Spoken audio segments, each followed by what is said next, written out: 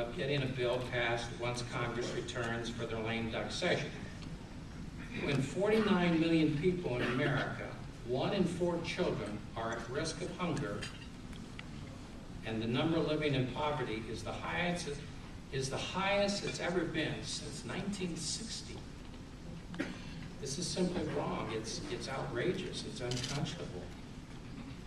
This is an election year, and it's a time when most important issues facing our nation should be discussed and debated.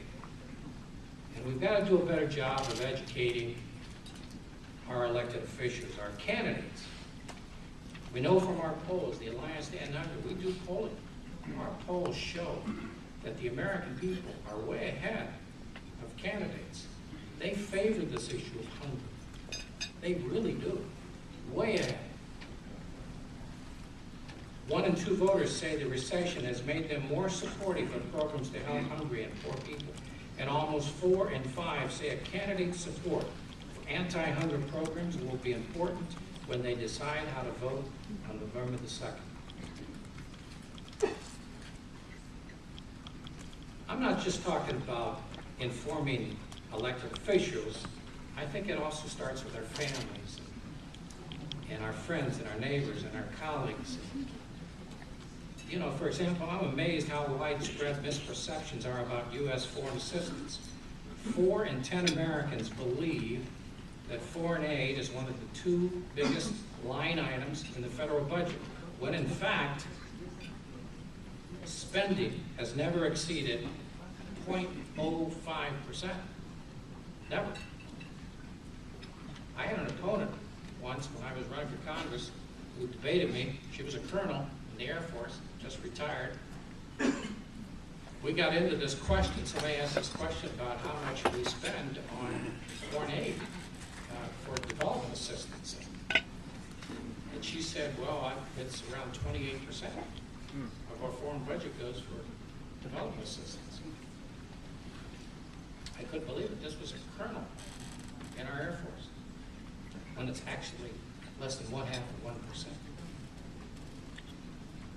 Despite public support for foreign assistance, these kinds of misperceptions make us an easy target when times get tight. Soaring deficits should be a top concern. It is a top concern, should be. Fiscal responsibility is difficult, and it requires tough choices. But it should never mean kicking our children last or forgetting our moral obligation to the world's most vulnerable. So much progress has been made, and we cannot let our leaders off the hook.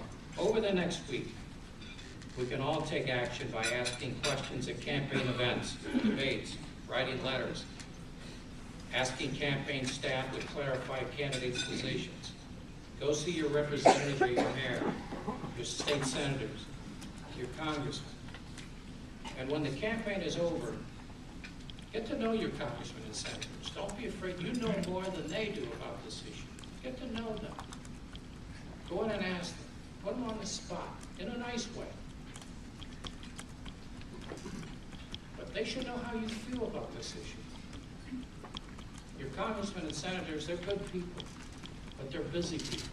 And if you don't bring this matter to their attention, the way they think, and I'm an elected official, this is the way we think. If you don't bring the matter, if you don't bring this issue to my attention, it must not be important.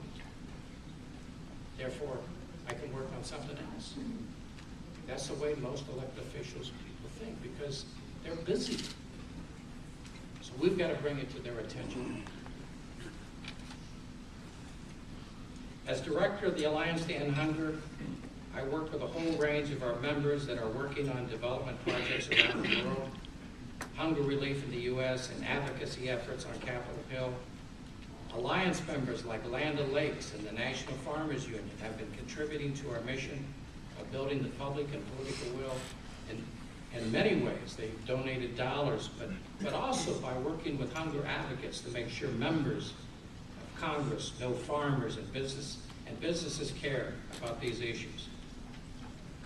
I know that you have to bring these issues home, and I remember when I first got elected, I did some polling in my district, and I asked the people in my district, about 600,000 people, and I said, what do you think of these issues? Deficit, jobs, whatever the top issues were in those days, defense, etc. Well, you know, hunger and poverty and foreign assistance ranked last.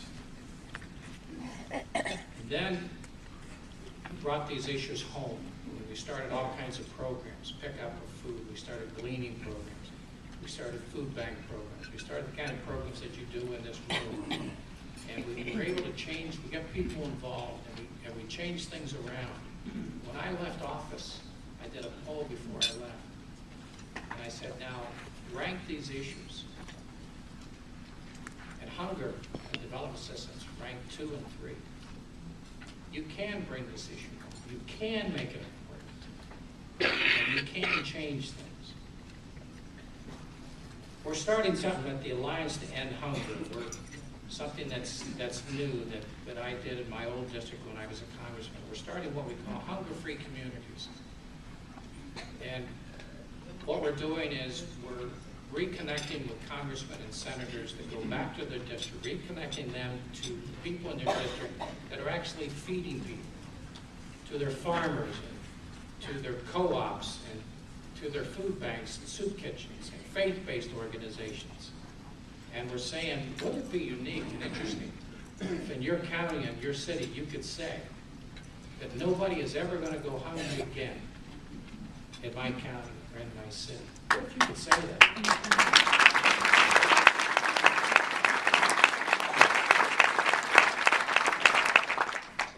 And this is the way we think we can build political will, is reconnect the mayors and the state representatives, but especially the congressmen and senators, back to their district. And we're finding that this really works. And actually, we're gonna sponsor a conference next year, and it's going to be actually sponsored by a lot of the corporations that belong to the Alliance about hunger-free communities, and we're going to teach what it is to become hunger-free. I'll just finish by saying this, that, you know, you might think that what you're doing is, you know, not making a difference. But let me just tell you this one story about Mother Teresa again. A reporter asked her, don't you think that what you do, this is a reporter asking Mother Teresa, said, don't you think that what you do is a drop in the bucket? Can you imagine a reporter asking that of Mother Teresa? But anyway, she said, no, what I do is a drop in the ocean. But if I didn't do it, it'd be one less drop. I figured, can you imagine in this room what you're doing here with the World Food Prize that drops by putting together what you're doing here, the impact that you're having, just not only on the city, but on the state. It's wonderful. I'm glad to be part of it, glad to be with you, and congratulations on a great week. Thank you.